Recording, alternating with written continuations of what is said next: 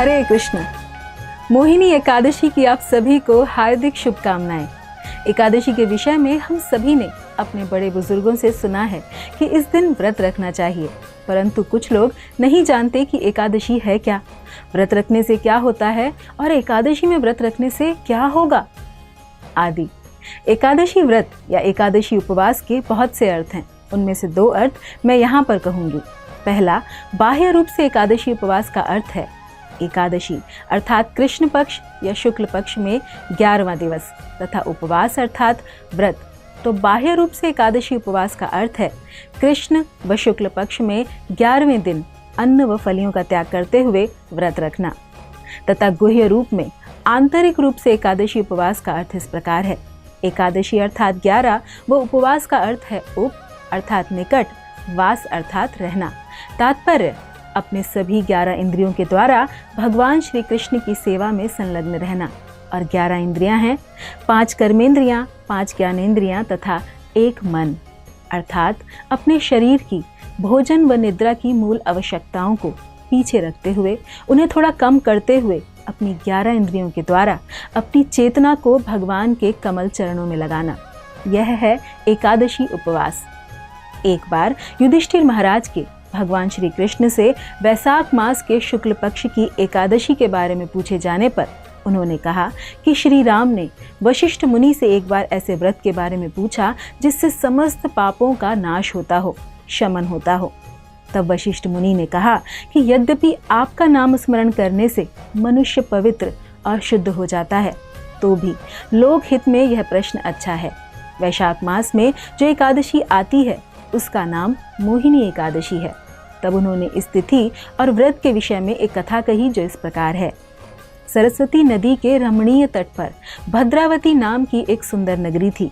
वहां धृतिमान नामक राजा, जो चंद्र वंश में उत्पन्न और सत्य प्रतिज्ञ थे, राज्य करते थे। उसी नगर में एक वैश्य रहता था जो धन धान्य से परिपूर्ण समृद्धिशाली था। उसका नाम था धनपाल।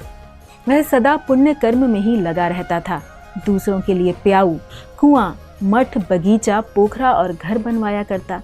भगवान विष्णु की भक्ति में उसका हार्दिक अनुराग था।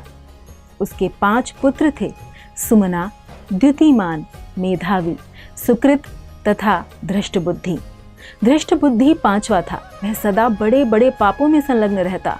जुए आदि दुर्व्यसनों में उसकी बड़ी आसक्ति थी।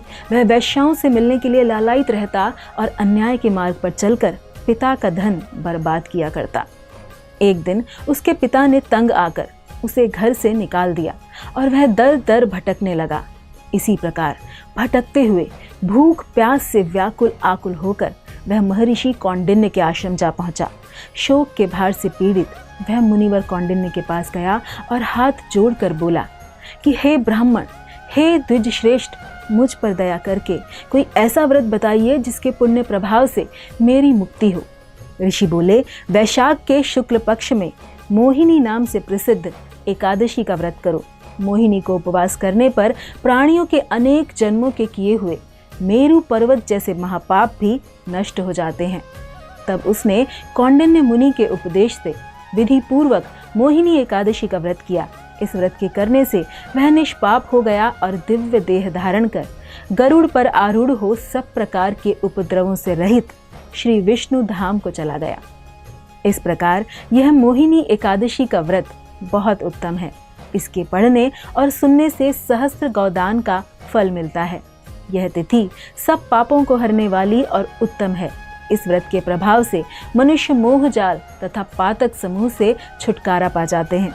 तो आइए हम भी मोहिनी एकादशी का व्रत रखें तथा पाप व मोह से मुक्त होकर जीवन के परम लक्ष्य को प्राप्त करने का प्रयास करें।